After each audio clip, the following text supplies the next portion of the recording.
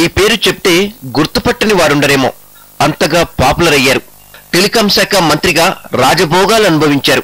కేంద్ర మంత్రి అనే దర్పం, బుగ్గకారులో షికార్లు, హస్తినలో హైక్లాస్ లైఫ్. ఇదంతా ఒకప్పుడు. కానీ ఇప్పుడు సాధారణ పౌరుడిగా జైలు జీవితం 2G స్కామ్ రాజా లైఫ్ స్టైల్ను టోటల్ గా మార్చేసింది. ఈ కేసులో రిమాండ్లో ఉన్న రాజా సాధారణ ఖైదీలా తొలి రోజు గడిపారు. మాజీ మంత్రినన్న గర్వం ఎక్కడా కనిపించలేదు. సామాన్య ఖైదీలానే ఉదయం 6 గంటలకే లేచిన రాజా టీ తాగడానికి ముందు ఇంగ్లీష్ వార్తాపత్రికల్ని తిరగేశాడని సమాచారం. ఖైదీల కోసం వండిన భోజనాన్నే రాజా ఆరగించారు. జర్నలిస్ట్ శివానీ భట్నాగర్ హత్య కేసులో శిక్ష అనుభవిస్తున్న రవికాంత్ శర్మతో రాజా మాట్లాడినట్లు జైలు అధికారులు తెలిపారు.